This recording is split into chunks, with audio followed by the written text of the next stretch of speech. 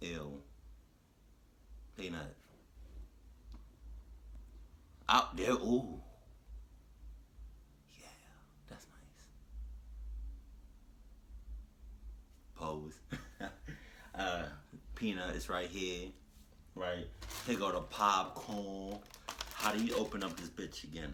I forgot how to wait. Oh. Oh, it smells so good.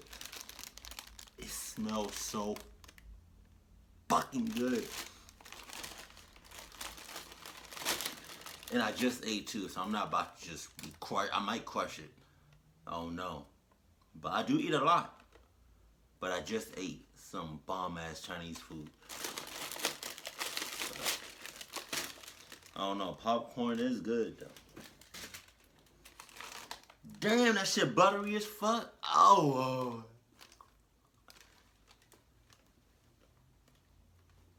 What you backing up for? I know this shit smell good. You licking your lips and everything. Okay. You ready? Let's do this.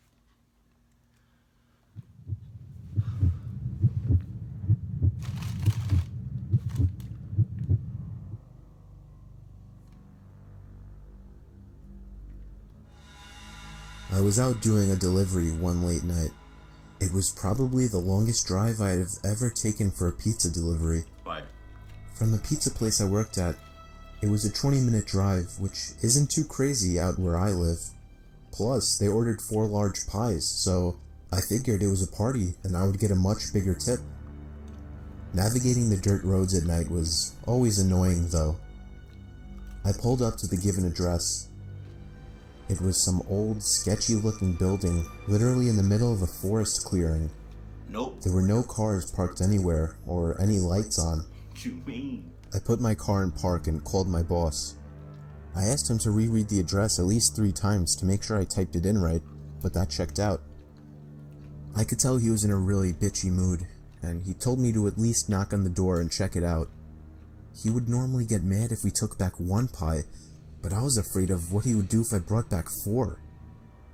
I was insanely unnerved, but got out anyway and forced myself to the front door of the building. You fucking up. There was no doorbell, so I just knocked really hard.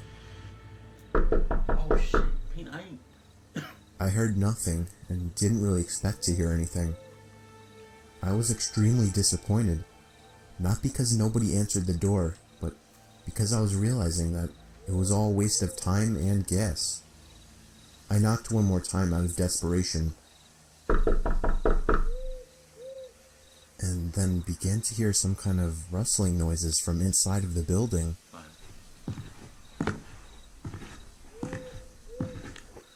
I knocked again and yelled that I was the pizza guy. There was silence now.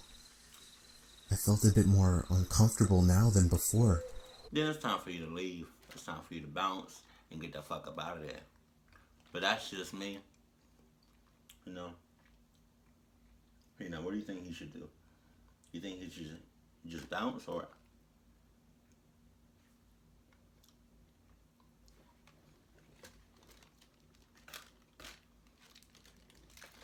Okay.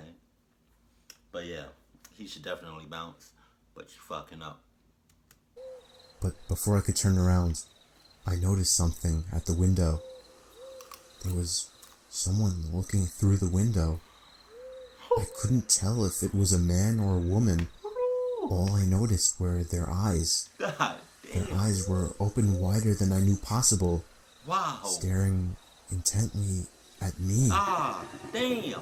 I was disturbed enough by this and dropped the pizzas and ran back to my car. There you go. The shitty thing wouldn't start until turning the key for the 3rd time. I drove off the grass and back onto the dirt road, but I felt the car rocking about, shaking and bumping. Something wasn't right. I didn't make it far from the building before I started hearing a sharp scraping sound coming from outside. There was so much resistance that I couldn't even drive. The car came to a stop.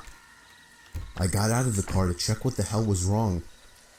A chill ran up my spine as I began to feel like my heart was constantly skipping beats. My tires had been slashed and had completely fallen off the rim. Not just the front though. All 4 tires were slashed. I realized somebody did this when I was knocking on the door to that building. Instead of running, I got back in the car and locked the doors. What? I was so close to that building, I could practically see it from where I was, if it weren't for the trees blocking the view. Fuck the car. I dialed 911 and explained everything to the operator. She told me the cops would be over as soon as possible and that I need to stay hidden. I asked her if it was advisable to stay in the car or run, and she told me it would be best to stay in the car with the door locked. She fucking up too. She asked me to stay on the line with her until the cops arrived. My whole body was shaking. In all directions, there was nothing but dark, seemingly endless forest. I knew it would take forever for the cops to get there. I was not comfortable with sitting in that car so close to whoever did this. The next part, though, is what utterly destroyed me. What? It still shakes me to this day. What? And I hope nobody ever has to experience this kind of fear. What? As I was scanning all the windows, making sure nobody was outside, I looked in the rearview mirror, and there was the same person. The same person I saw at that window. Eyes open wider than ever. I could see now that it was a woman, and I could ever so slightly see a smile begin to spread across her face. I opened my door and full-on sprinted into the woods, not caring how much noise I made. I ran until I was out of breath, which didn't take long, and I hid behind a giant log on the ground. I tried to cover my loud breathing with my hand, as I waited and waited for what felt like hours, until I finally heard sirens in the distance. I gathered up all the stamina I had left to run all the way back in the direction of the dirt road. Eventually, the glowing red and blue lights came into view, and I had never felt better in my life. They were parked in front of my car, investigating with flashlights. I came out yelling at them like a lunatic to help me. I fell to the floor and started to gag, almost throwing up from running so much. They picked me up and began to question me, to which I explained everything to the best of my ability. One of the two cars drove over to the building, and the two officers began to search the building. They came back with nothing except for a couple of spiky objects. These objects were exactly the same as the ones used to slash my tires. The cops guessed that it was some kind of sick, demented couple, being that I saw the woman, but unfortunately they were never found, and that still kills me to this day. I obviously quit my job right after that and started working at a local grocery store. I know that I'll never forget seeing that woman at the back of my car. That grocery store might be even worse. God damn. True Home Alone. I remember this. I recently moved out, and I already have a horror story to tell.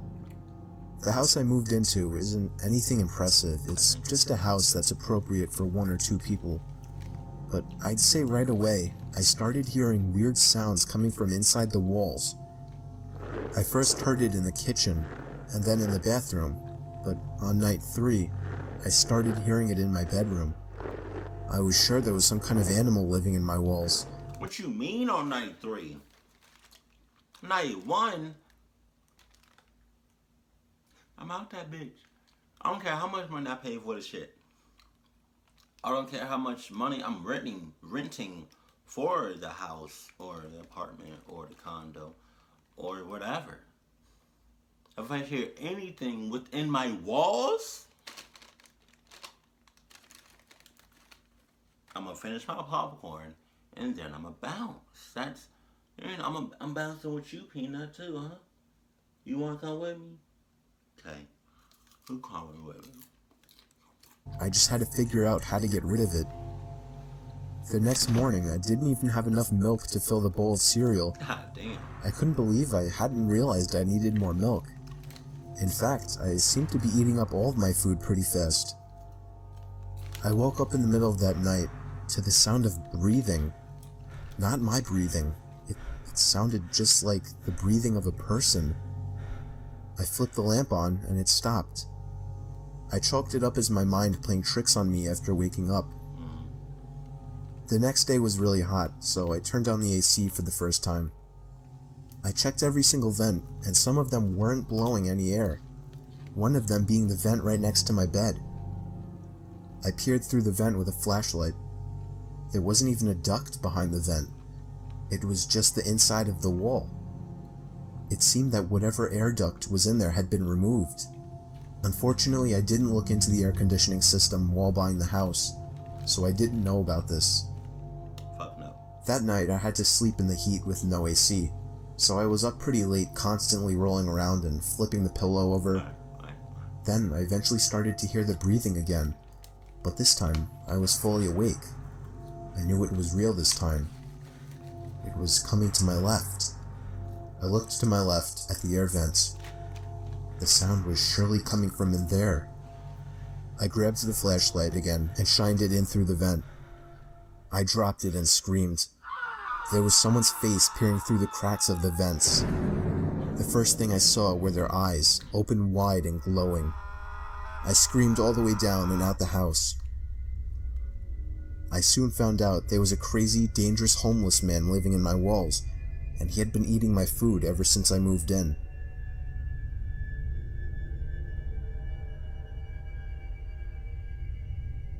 I would have been like, that's you. That's all you, partner. For real. And I'm gonna find someplace else. God, I can't. I'm creeped the fuck out right now. I would have just left that house to him. I was doing some night hog hunting in the woods near my backyard. I was hiding in the tower I had built about a decade ago. In case anyone's wondering, I of course had a night vision scope attachment. I guess I'm what you would consider a hardcore hunter. I don't want to bore you with the unnecessary story prolonging details, so I'll make this short. And I want everyone to know that though I agree this story sounds far-fetched and crazy, it is nothing but the truth. And I in a way actually consider myself lucky that I'll always have such a horrifying story to share. So, while I was sitting in the tower waiting for movement, it finally came. I took aim and found the source. But it wasn't at all a hog, or any kind of animal I was expecting. It was a person, a man wearing all black. Black sweatpants, black shoes, and a black hoodie with the hood over his head. But that wasn't the freakiest part. He was dragging a sack behind him. My heart started racing. I was pretty sure I was witnessing this guy trying to bury a body. I continued to watch him, but then he slowed down, and I swear to God, it looked as if he turned his head up to me. I ducked down under the wooden walls of the tower, shaking in my boots. Yes, I had a gun, but just the idea of using it against a person is horrifying. I lay low, praying to God that he hadn't seen me. It wouldn't make sense if he could, though. It's practically pitch black out here, or at least, that was my logic. Seconds felt like an eternity as I waited for the footsteps in the leaves to move elsewhere, but I didn't hear any footsteps. All I heard was the sound of a foot hitting one of the wooden planks on the ladder of the tower. I felt the entire tower vibrate and shake as there were 2 more steps moving up the ladder. At this point, I was asking myself deep down, am I going to be able to shoot someone? But for some reason, whoever was down there decided not to climb all the way up, as I heard them jump back down to the forest ground and began dragging the sack away. I think I stayed frozen like a statue for at least 10 minutes before even peeking over the ledge again. The coast seemed clear. I had to get home and warn the police immediately. I hopped over the ledge and descended down the ladder. I turned on my pocket flashlight, which in hindsight was a stupid move considering the situation, and ran back in the direction of my house. I was only able to run for about 10 seconds or so when I heard the rapid, manic footsteps crunching the leaves from behind me. I took a look over my shoulder, and there he was, inches away from my face. I spun around and shot him in the shoulder. He stopped and screamed in agony, and I took that moment to finish my dash to my house. Again, in hindsight, I should have held him hostage somehow, but that doesn't even matter now. I called the police, who showed up within 15 minutes with a whole search squad, and I led them all into the woods to the exact location where I shot him. There was a faint yet noticeable blood trail spilled onto the leaves, which led past the body bag, which the cops seized, and eventually right to the maniac, who was hiding under a log next to a tree. He was arrested and tried for the murder of Jin-Quen Sakanaki, a Japanese corner store owner. I don't know the full story behind it, but I do know I won't forget this one for the rest of my life, and I'll also be telling it for the rest of my life. See, if I was them, I would act like I didn't see shit. I didn't see nothing. I don't even know what you're talking about. I'll never forget the time me and my brother snuck out past our bedtimes to explore an allegedly haunted house down the block. Wow. Yes, I said bedtime, as I was only 10 and my brother Luke was only 12. When our parents said goodnight to us, I went to Luke's room and we took a couple hand-powered flashlights with us and hopped outside through the window. Luckily, his room was on the first floor. Those hand-powered flashlights worked by constantly pushing in a little trigger that would create light inside the lens. They were noisy as hell, but they were convenient. Once we were outside, we just walked down the block, and in 2 minutes we were there. It was rumored by all the neighborhood kids and teens that the place was haunted. Everything about it was creepy. The older, more antique design of the house, the isolation from the rest of the houses, and the broken windows and rotting wood. It seemed perfect for a horror movie. We went around to the backyard. This was all my curious and confident brother's idea. I was scared shitless. The door was locked, as expected. I felt a bit of relief, thinking we might just go home, but my brother made a shocking move next. He grabbed a plank of wood laying in the grass and began smashing the already chipped window. Eventually there was enough of an opening to unlock it and slide it up completely. We hopped inside and began cranking those noisy-ass flashlights.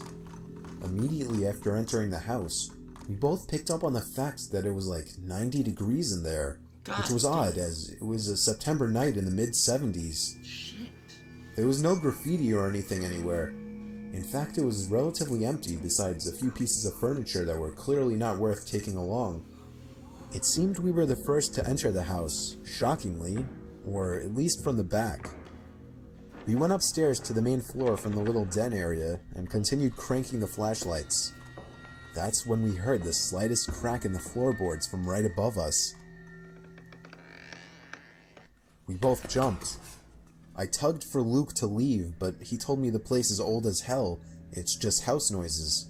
Bullshit. I stopped cranking the flashlight at this point, and I urged Luke to do the same, but he only called me stupid for suggesting something so ridiculous. Then there was another crack in the floorboards from above us. He began walking upstairs. I didn't want to go up there, but I was not about to stay down there alone. Right. I followed behind him to the upstairs. There was a door that led to a room right above where we were standing. I begged him not to open it, but he must have just wanted to be the big, tough older brother. He began to reach for the doorknob while still cranking the noisy flashlight.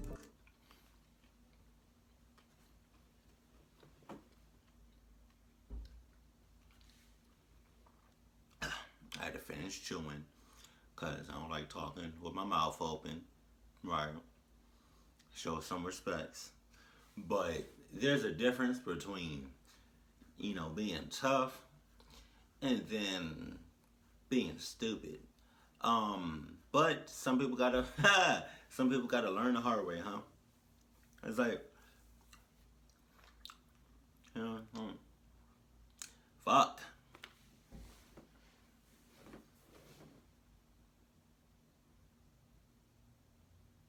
Peanut. That shit scared the fuck out of me. There's people doing some shit, like working on like the condos outside, and I totally forgot that they were doing that, and I heard like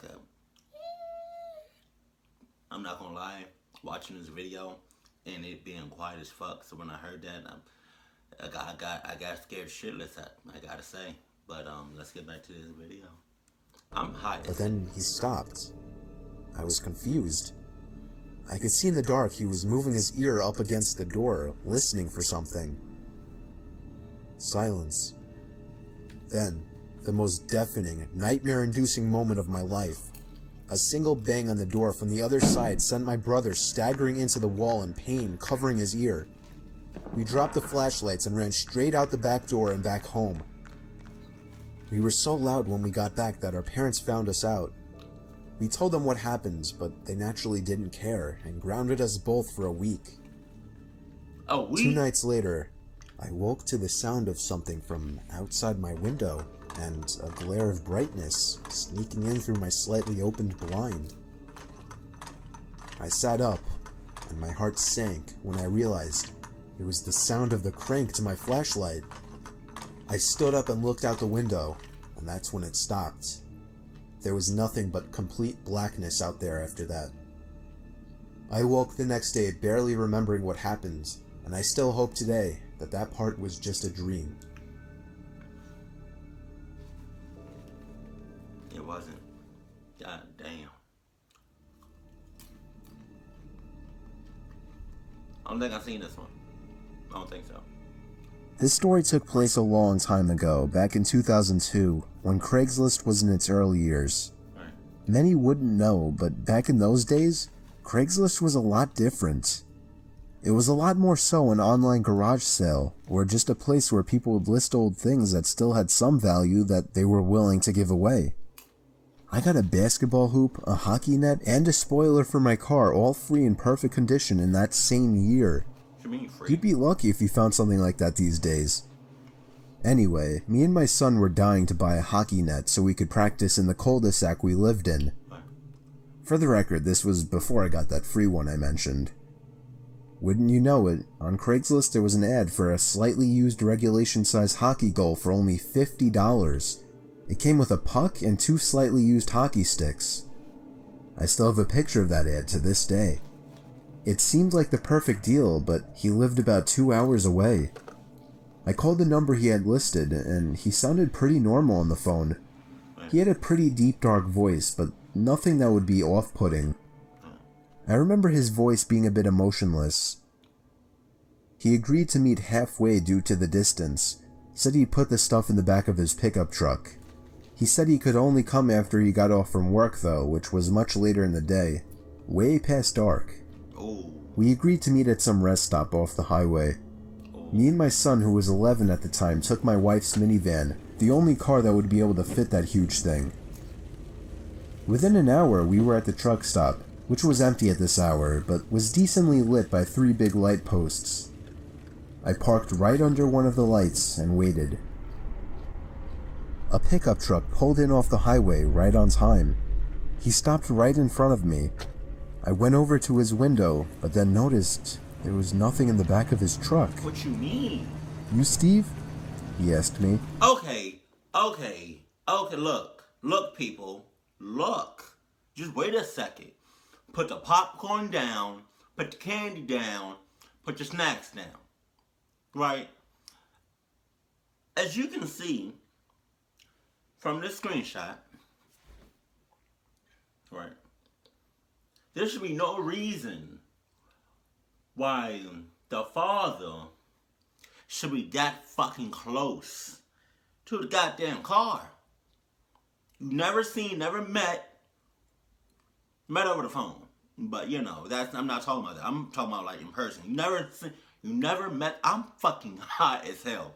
But you never met this person before, like in person. No one like that. Right? And he already looks creepy as a motherfucker. I mean, come on. If I were to ever be in your situation, meeting somebody off of Craigslist, which I have yet to use, but if I was to ever do that, I don't think I'll be that fucking close within inches. I want to be within arm's reach. Right? That you see where I'm going with this. You know, he can easily he can snap your shit up for real within seconds. You wouldn't even see that shit coming at all. I'm dark as fuck.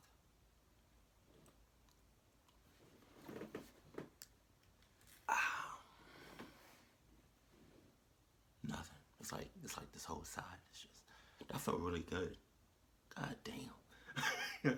Alright, God. Man, you fucking up. Yep, that's me, I said. Alright, my buddy's bringing in the stuff with his truck.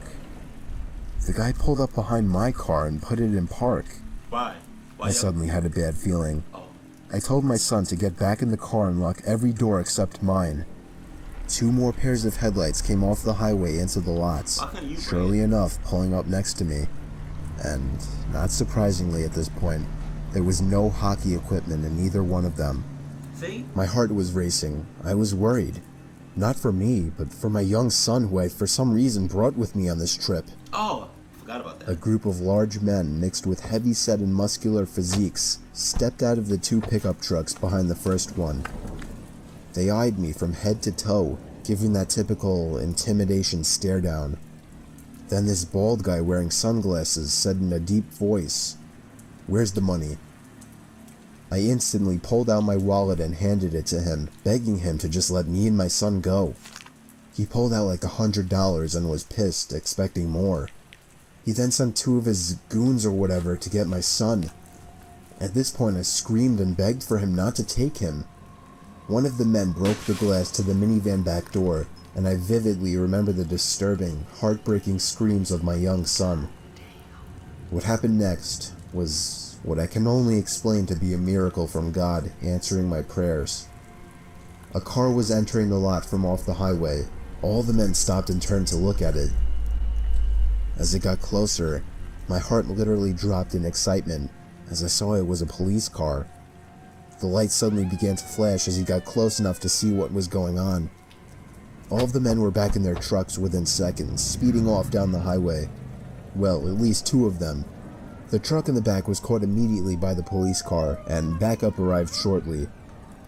I explained everything to them, and they got the men that were caught to rat out on the others surprisingly quickly. I guess luckily the guys in the back truck weren't very loyal to whoever their leader was, if they even had any type of leader. Believe it or not, I had a police escort all the way home to make me and my son feel safer. I don't want to get into all the legal stuff, but I'll just say that all of those men except for one was caught, and I'm pretty sure that was the driver of the first pickup truck. Needless to say, my Craigslist days weren't over at that point, but I've always been much more protective of my son, and much more cautious of Craigslist meetings since then. Granted, I probably wouldn't be using Craigslist after that, but, you know, just saying. Just saying.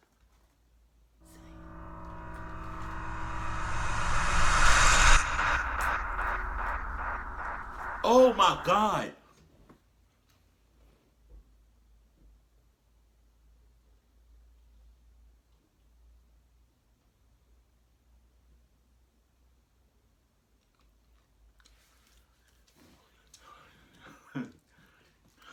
Let me just.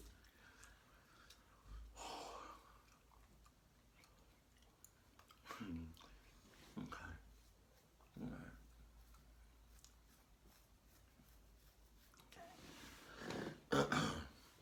Oh man, how y'all doing? Y'all good? Y'all good, right? All right, cool.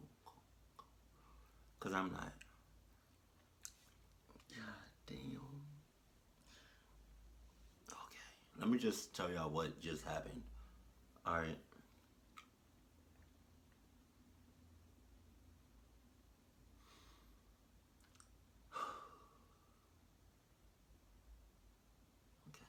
All right, God, hold up. All right, so my blinds. Like, I don't want to stop this video, but my blinds, right, are like right here, and I forgot. Like, my blinds are closed, but my window is wide the fuck open with a screen protector.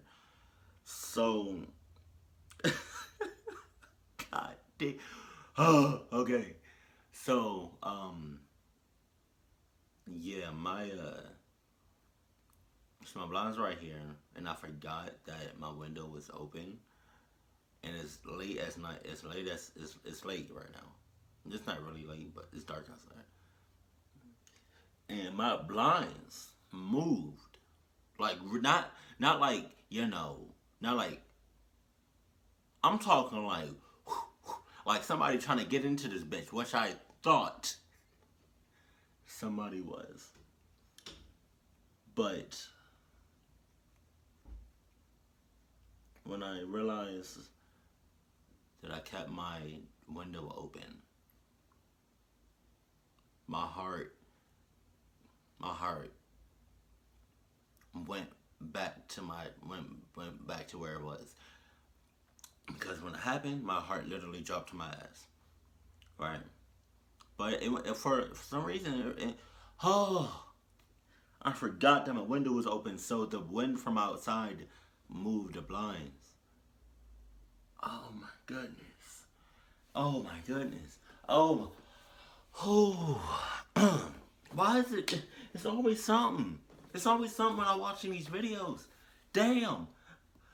Oh. Okay. Let's get. Oh man. Oh, why I gotta be so sensitive? Fuck. Peanut. You see Peanut? Look at Peanut.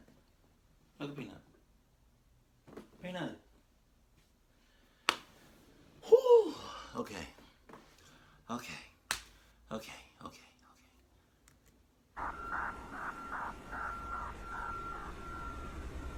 There was once an isolated island off the coast of Scotland where 3 lighthouse keepers lived and were responsible for keeping the building intact. One day, when their monthly supply ship dropped in, the island was silent. No response from the lighthouse keepers. Eventually, the captain and some crew members went to investigate and found a disturbingly empty lighthouse. 2 of the 3 waterproof coats were missing from their hangars, and the kitchen was left in a state as if people had left in a hurry. The lighthouse log only added more mystery to the situation. The log described how one of the keepers wouldn't talk, and the other continuously cried for hours. All this pain and fear seemed to be coming from what was referred to as a powerful storm looming in the distance. However, this begs the question, why were they so scared of a simple storm? They should have been safe in the brand new lighthouse, right? The log goes on to talk about how they all sat close together and prayed for the storm to be over. The final log states, "The storm has passed, the skies are calm, and God is over all." Their bodies were never found, and the cause of their death is still a mystery to this day. The most accepted theory is that they somehow got swept out to sea during the storm, never to be seen again. But one final detail remains, one that scared the captain and his crew to the bone. The powerful storm described in the log didn't exist. There were no storms reported in the area. In fact, the skies were calm all day.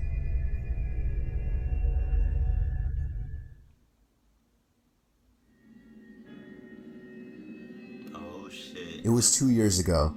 I was called in to do the night shift, 10 p.m. to 4 a.m. at 7-Eleven, since somebody called out. Fuck the night The shift. store was located on a busy road in a rather quiet and rural area. During the night shift, you could expect anywhere from 10 to 20 people come in to buy a beer or something else. Right. This one particular night, there was this one guy, mid-20s, that came in. He started making weird noises, like loud yelling noises. I assumed he had some kind of mental disability. In fact, my brother has a mental disability, so I immediately felt sympathy for the guy.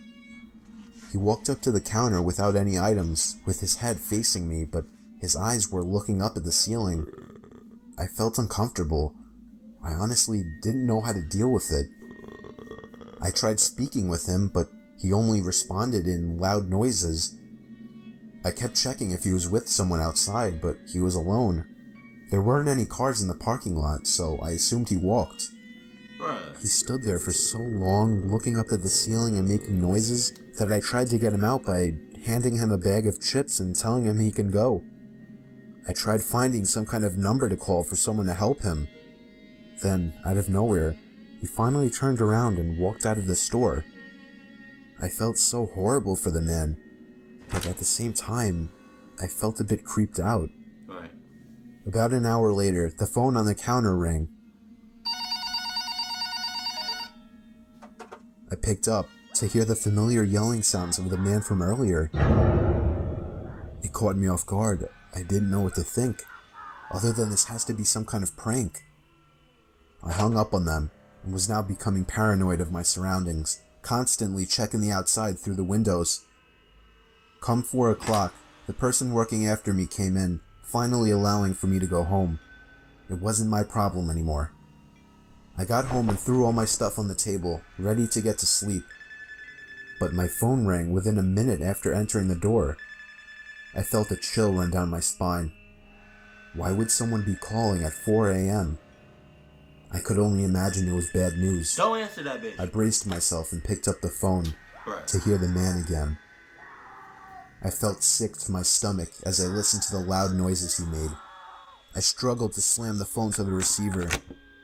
All night I felt like I was being watched, even with all the blinds shut. And I could swear I heard strange noises coming from all over my house. I refused to get any sleep until the sun came up. Right. Weeks passed and I had forgotten about the incident, until one day, when going into the basement for the first time in a while, I found that papers had been scattered all over the floor, and when I went into the basement closet, I found writing on the walls. 7-Eleven had been written in Sharpie on the wall, along with the address to the 7-Eleven I worked at and my house address. The most disturbing part, I also found various kitchen knives, along with a large pocket knife sitting in the closet. What started out as seemingly just an innocent person turning into something of a prank ultimately turned into something much more horrifying.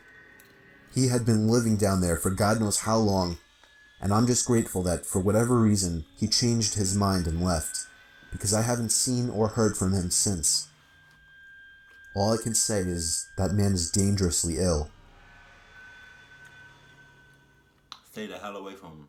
Or just quit.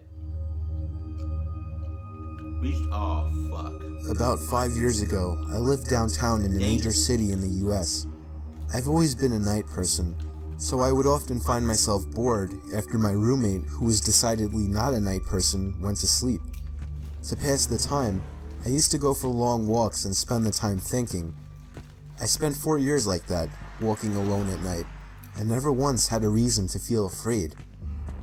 I always used to joke with my roommates that even the drug dealers in the city were polite. But all that changed in just a few minutes of one evening. It was a Wednesday, somewhere between 1 and 2 in the morning, and I was walking near a police-patrolled park quite a ways from my apartment. It was a quiet night, even for a weeknight, with very little traffic and almost no one on foot. The park, as it was most nights, was completely empty. I went down a short side street in order to loop back down my apartment when I first noticed him. At the far end of the street, on my side, was the silhouette of a man dancing. It was a strange dance, similar to a waltz, but he finished each box with an odd forward stride. I guess you could say he was dance walking, headed straight for me. Deciding he was probably drunk, I stepped as close as I could to the road to give him the majority of the sidewalk to pass me. The closer he got, the more I realized how gracefully he was moving. See, now that I have a visual of this, just move. It's kind of a blur, but of what I said to what Mr. Nightmare really said. But just move to the other side, or reverse, turn around, and start kicking it. You know, just start kicking it. Just start running. Don't keep walking to the motherfucker. That's how you get your shit snapped. That's how you get fucked up, for real. But hey, people are always gonna do whatever the hell they want. And I'm still hot right now. You have no idea how hot I am right now. Like, I want to take off my shirt,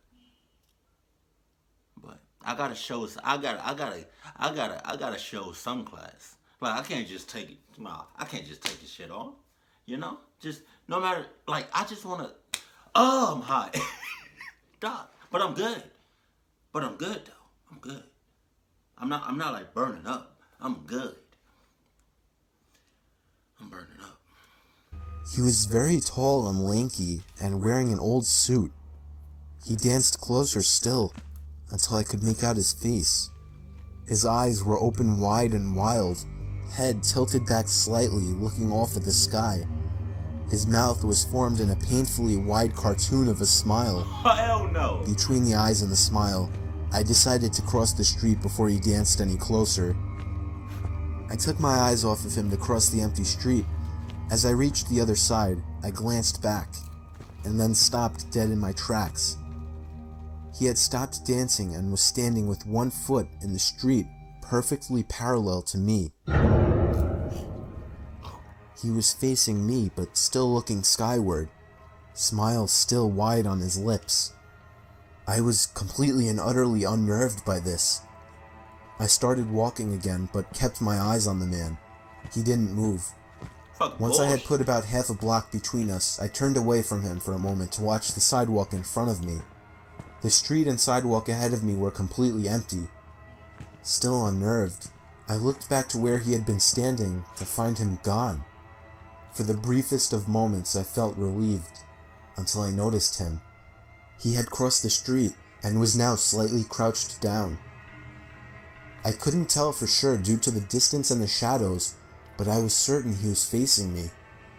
I had looked away from him for no more than 10 seconds, so it was clear that he had moved fast. I was so shocked and I stood there for some time, staring at him, and then he started moving toward me again. He took giant, exaggerated, tiptoed steps, as if he were a cartoon character sneaking up on someone, except he was moving very, very quickly. I'd like to say at this point that I ran away or pulled out my pepper spray or cell phone or anything at all, but I didn't. I just stood there, completely frozen, as the smiling man crept toward me. And then he stopped again, about a car length away from me, still smiling his smile, still looking to the sky. When I finally found my voice, I blurted out the first thing that came to mind. What I meant to ask was, "What the fuck do you want?" in an angry, commanding tone. What came out was a whimper. What the fuck? Regardless of whether or not humans can smell fear, they can certainly hear it. I heard it in my own voice, and that only made me more afraid. But he didn't react to it at all. He just stood there, smiling. And then, after what felt like forever, he turned around, very slowly, and started dance-walking away. Fucking bullshit. Just like that. Not wanting to turn my back to him again, I just watched him go, until he was far enough away to almost be out of sight. And then I realized something. He wasn't moving away anymore, nor was he dancing. I watched in horror as the distant shape of him got bigger and bigger. He was coming back my way. He was coming back my way, and this time he was running. I ran too. I ran until I was off the side road and back onto a better lit road with sparse traffic. Looking behind me then, he was nowhere to be found. The rest of my way home, I kept glancing over my shoulder, always expecting to see his stupid smile, but he was never there. I lived in that city for 6 months after that, and I never went out for another walk. What you mean 6 months? There was something about his face that always haunted me. He didn't look drunk. He didn't look high. He looked crazy, completely and utterly insane. And that's a very, very scary thing to see. Fucking bullshit. Your first instinct? Just run. That's it. Don't second guess it. Don't do anything. Run. That's it. So me and a couple of my buddies went camping last summer alongside the Willamette River. We actually had a decent hike into the deep end of woods. We did some night fishing, listening to music, and basically drank to the point where everything was funny later in the night. I would guess we finally called it a night somewhere past 2 a.m. I shared a tent with one of my buds, while the other two shared another tent. We heard them laughing about something. At first we laughed at the sound of their laughing, but it soon got annoying and we yelled for them to shut up. One of them responded, "It isn't us." I sat up, startled at the response. I came to realize that it was the sound of only one person laughing, and it didn't sound like either one of my friends. Even in my drunk state, I realized how odd it was for somebody to be out this far in the woods so late at night. The laughing gradually got closer and louder to our campout. My friend shot up and looked at me with a worried look on his face. I heard my other friends scream over to us that they were getting freaked out. As the laughing got even closer, I could make it out very clearly to be the laugh of a male, probably in his 30s or 40s. He sounded like he was as drunk as us, messing around with friends, but we only heard his laugh, nobody else. There was something indescribably creepy about his laugh too, as if it was missing something to it. You had to be there to understand what I mean. The laughing was now just at the edge of our campsite. Oh, damn. But we couldn't hear any footsteps at all. Now that may not seem like a big deal. It was impossible to move through that without making noise. And finally, all of a sudden, the laughing stopped completely. We had no idea where whoever that was standing, as he hadn't made a single stepping sound. We sat there in silence looking at each other. My friend was clearly freaking out, but he was keeping it together the best he could. Finally, something broke the silence. The sound of something rubbing against the cottony fabric of the tent. We saw the outline of a hand through the moonlight, pressing on the tent. We both screamed at the top of our lungs before getting out of the tent. We ran as fast as we could through the woods, our other friends following us. After about 5 minutes of running, we somehow found our car. I actually puked from running so much before taking the wheel. I don't condone drinking and driving, but I still believe we were just in this situation. By far the most horrific experience of my life. No idea who or what the hell that was, or what they wanted.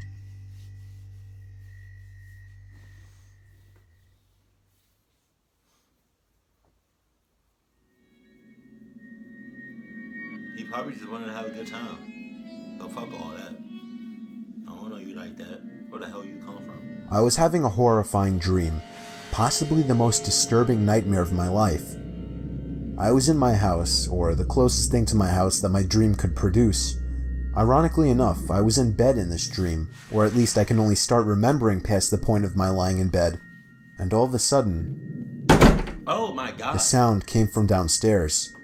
I walked downstairs in the dark, not turning on any lights, to where I thought the sound was coming from. I was on my middle floor now.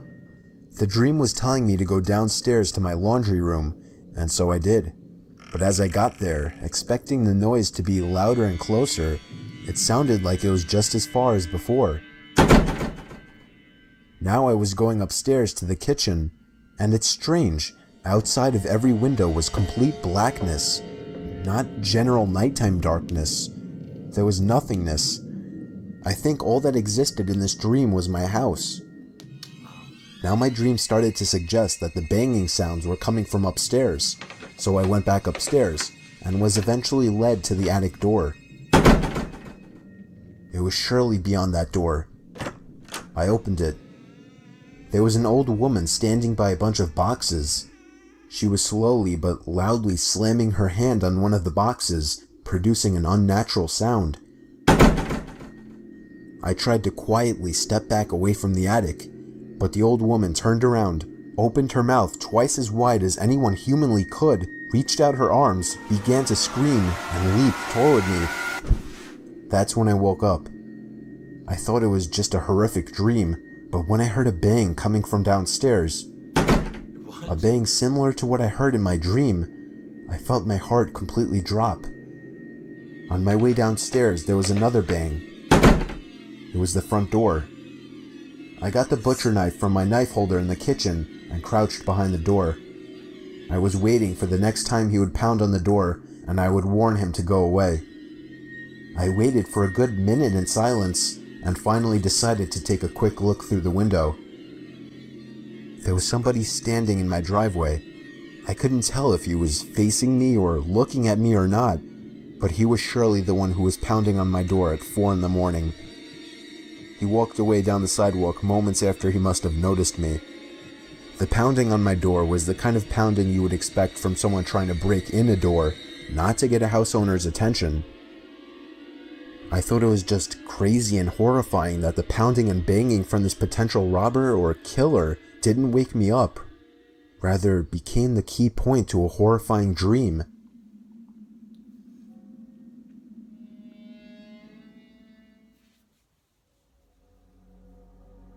Motel. You can't trust motels. I think I told y'all that. I was 19 years old at the time, working at a sketchy motel. The motel was pretty run down, and the majority of people who stayed there were locals that were just doing things they weren't supposed to be doing. Let's just say the cops came by multiple times a week. I worked as both a front desk person, checking in these creeps all hours of the night, and as a housekeeper who got to clean up their nasty, vomit-smelling rooms afterwards. One afternoon, I was working as a housekeeper in the second building of the motel on the backside furthest from the office. I hated working over there because it not only had the most worn-down rooms, but it was always pretty vacant over there and way too quiet for comfort. I began cleaning one of my last rooms and wanted to get done in a hurry because it was getting late. I was washing the mirror in the room that I was cleaning when all of a sudden, I saw a man in the reflection staring at me. He was mid-50s, dirty, with long, greasy hair. Startled, I screamed, "Oh my God." I told him he scared me. The room I was currently cleaning was vacant, so there was no reason why this man should have been in there watching me clean. However, we just had a meeting on customer satisfaction, and my boss was really pressuring us to be more polite and help the guests any way we could. Fuck no. Sir? I asked him cautiously. Can I get you anything? Towels? The man just stared back at me with a crooked grin and held out his hands to me. I thought maybe he was handing me a tip for cleaning his room earlier, but when I looked down, I saw he was holding a $100 bill. Fucking creep. Alarms started going off in my head. No one tips $100 on a $40 a night room. The man just smiled and said his name was Terry. He said he was staying in the room next door with his wife Sherry, and sort of joked about their names rhyming. He smelled like car oil and alcohol. When I asked him why he was trying to hand me $100, he laughed deep in his throat and said, "Me and my wife were watching you, and we just wanted to have fun with you." Fuck you mean? I felt like my heart jumped into my throat. No, I can't do that, sir, I'm sorry. I wanted to run out of the room screaming, but he was blocking the door, my only exit. The man smiled again, taking on a softer tone of voice, and invited me to come into his room to meet his wife, just to talk as friends. I nervously told him no again, and that I had a lot of work to do for the day. I prayed to God he would just go away, and eventually he did. He grunted and walked off in what I assumed to be the direction of his room. My mind began racing. There is no wife, I thought. This man could try and kidnap me. I was 110 pounds at the time and not very strong. He could easily overpower me. I locked the room from the inside and went directly to the phone to call my manager at the front desk, but the phone wasn't working. Adrenaline began pumping through my veins, and despite what I was always told not to do, I was panicking. Did he cut the line? No, I thought. This is a crappy motel. It happens all the time. But I just have to get out. I remembered that I had my cell phone out on my housekeeping card, but that was outside the locked door. I'd have to open the door to get it. I cautiously opened the door to the room that I was cleaning and peered out. I didn't see anyone, so I frantically began searching my cart for my cell phone. I was wasting too much time looking for it, so I just decided to run as fast as I could and make a break for the front desk in the office. Then from behind me, I heard the man again, but this time he was screaming to someone else, "She's running, she's getting away." I could hear his shoes slamming against the pavement after me. I quickly turned the corner, grabbed my keycard, and let myself into a stockroom and locked the door. Within moments, I heard the sound of the dirty guy and someone else running outside, searching for me. I stayed in that stockroom for 30 minutes shaking until I could no longer hear him searching for me. I finally got the courage to run the rest of the way to the front desk. When I made it there, I collapsed into my boss's arms and he called the police. The man and whoever else was in the room with him peeled out before the cops could arrive, and I was beyond shaken up. According to the police who ran a search, this wasn't the first time he had done something like this, and he was actually wanted for sexual assault, gross sexual imposition, and in the past was once charged with rape. A few weeks later, on what happened to be my birthday, this guy was caught. A few weeks after that, I quit. I will never again work at another motel. Good for you. Good for you, baby dog. Told you he was a creep, and you won't listen to him. But it's okay. It's okay. Here we go with this shit. Here we go. Ever since I can remember, we've always had one of those old vintage Parker Brother Ouija boards sitting in our closet collecting dust. When I was a kid, I always wondered what it was.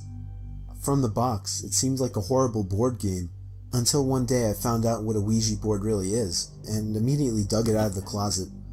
I insisted on my brother trying it out with me, and eventually got him to play along. We put our hands on the planchette, and I began asking the typical cliche questions like, is there anybody there? And, can you answer me? Nah. Other than my brother jokingly moving the planchette around to imitate an answer from some kind of entity, there was no real response. After getting bored, we put the game back in the box. I did a little research that night to find out how to make Ouija boards work.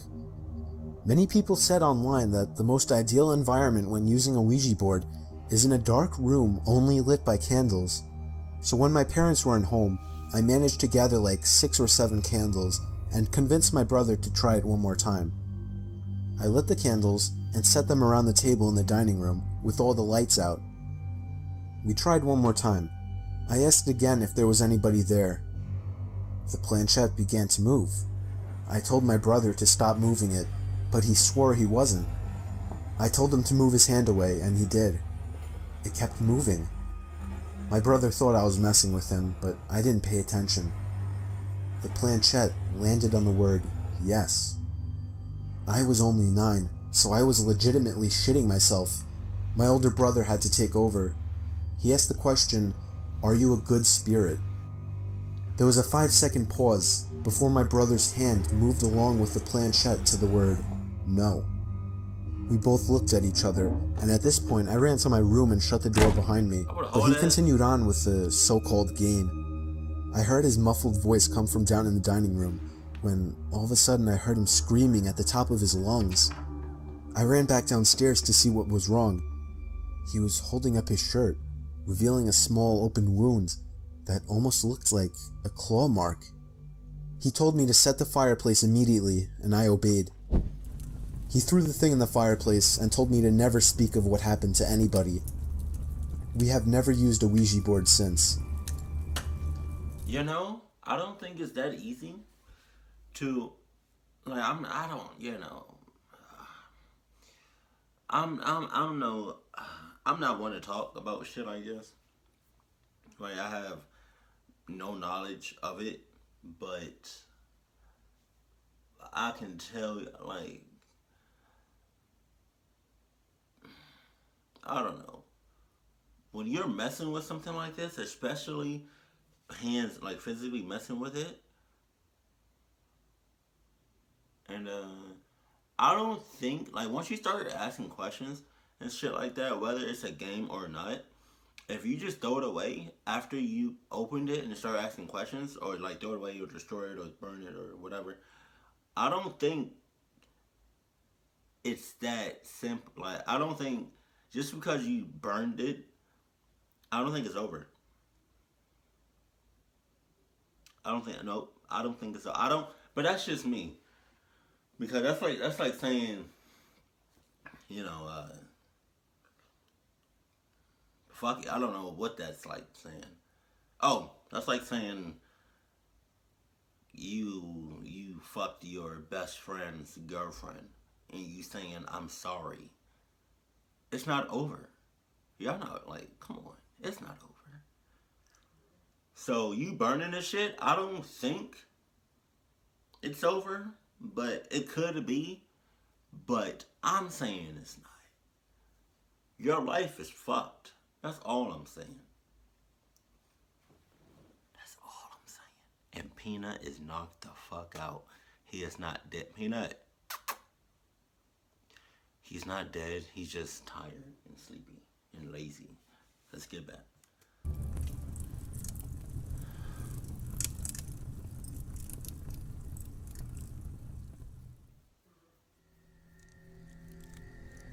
Ooh.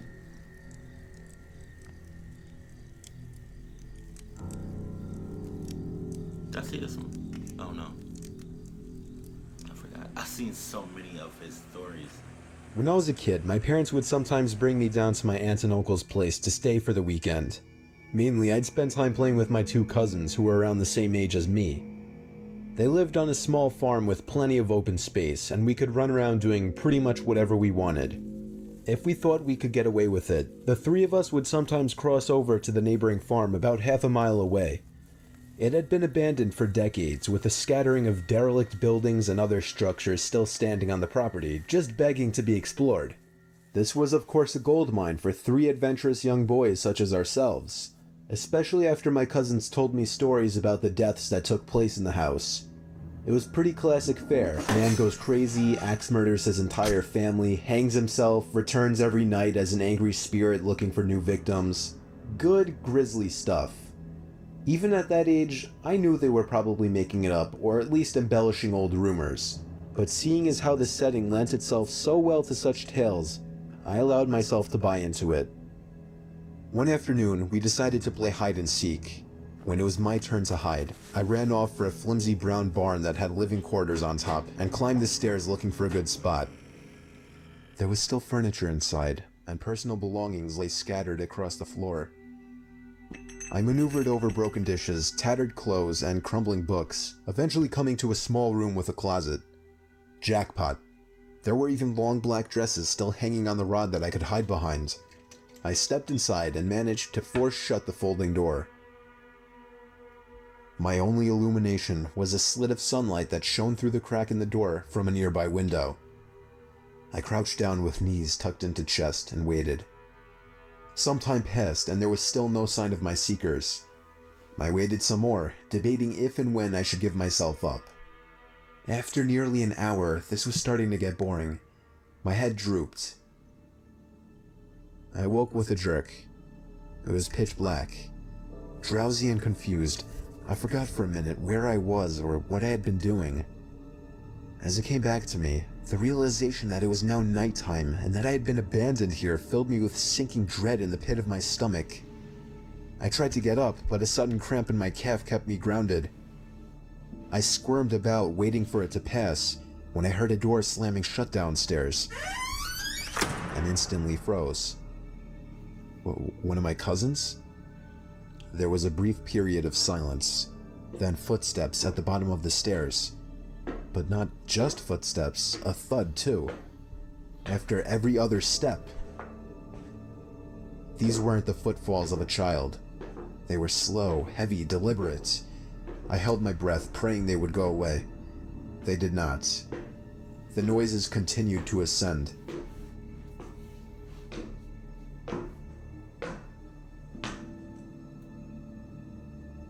After another moment of silence, the walking resumed. This time along with a steady scraping sound, like something heavy being dragged across the floorboards.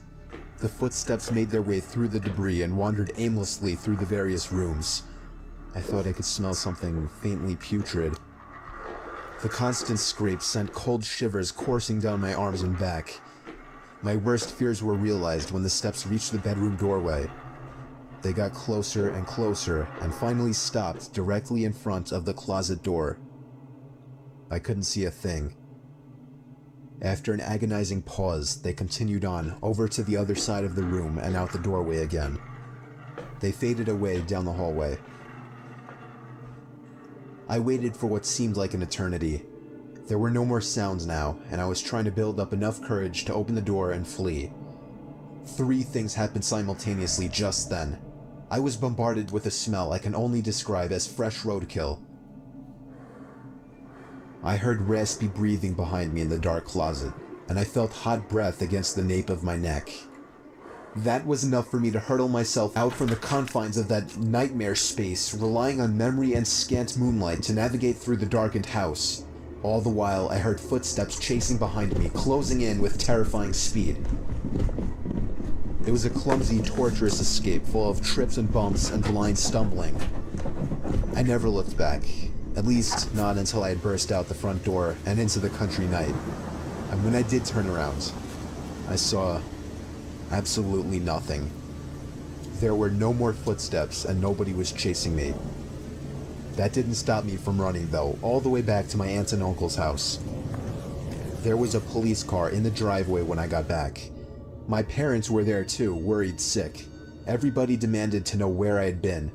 Apparently, when my cousins still hadn't found me by evening, they'd returned home to tell their parents. Eventually, the police were called in and informed me that they had already scoured every building on the farm. The insinuation that I was lying about my whereabouts didn't go unnoticed. None of it made any sense. It wasn't until years later that one of my cousins filled in a final piece of the story. He and his brothers had spent hours searching for me like they said, but the part they didn't tell anyone was that they thought they spotted me in the window of the bedroom I was hiding in. And when they got closer, they saw that it wasn't me. A young boy neither of them recognized was smiling and waving down at them and gesturing for them to come upstairs.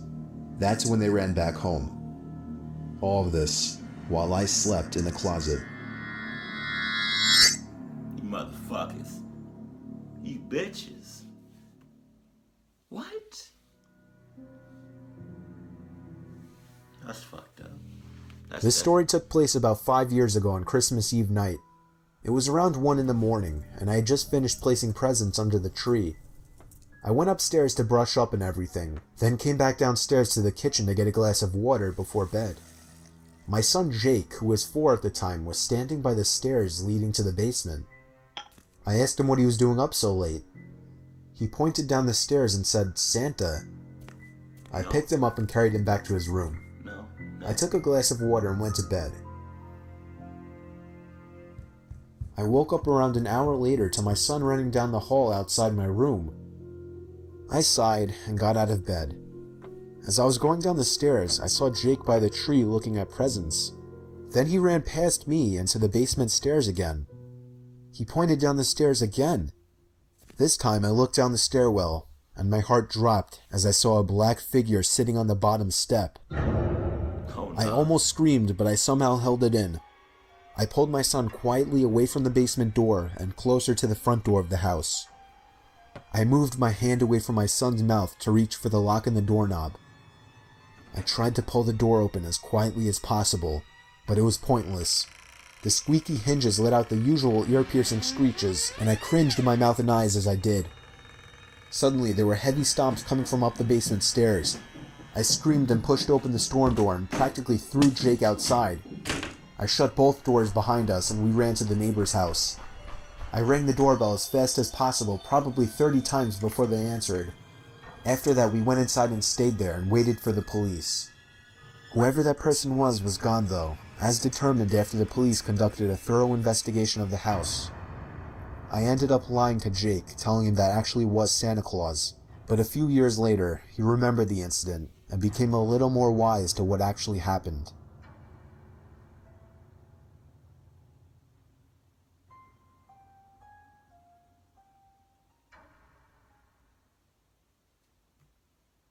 Let me ask y'all a question.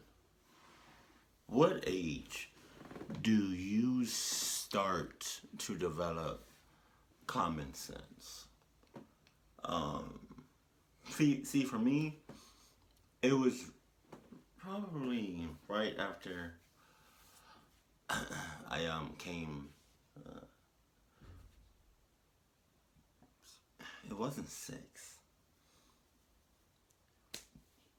It wasn't 3. It was. I'm trying my best to try to remember when I first developed common sense. It was it was right when I came out of my mom's womb. Right when I came out her womb. So some people develop common sense later on in life. Some people develop it, as soon as they come out into the real world. But and then again, some people have common sense, and some people don't. It's not everybody.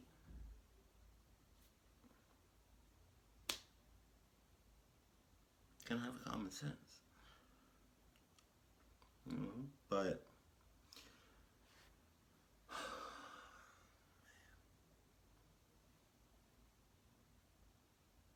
Peanut is knocked The fuck out. Let's see if I can do this. Hold on, I'm gonna show y'all. But before that, I just want to let y'all know that if you have anybody that if you know anybody, whether it's family, friends, associates, classmates, neighbors, whatever, and you know they bullshitting, please step up and be like, hey, now, you bullshitting. For real. You fucking up. I noticed this probably a couple minutes after I first met you. So I just want to let you know that you bullshitting. Alright, because I know a couple people that, be bullshitting. And I tell them, I'd be like, hey, you bullshitting. Yeah, I swear to goodness. I'd be like, hey, you fucking up. Gotta get your shit together. Fuck, why do you want to check that shit out? Huh? For real. Just put on your new Adidas and start running with me. That's all I'm saying. But I just want to show y'all Peanut, and then I'm going to end the video. Peanut. Nut. Hey. Okay, your shit is all out there for the public to see. How you feel about that, Peanut? Your dick.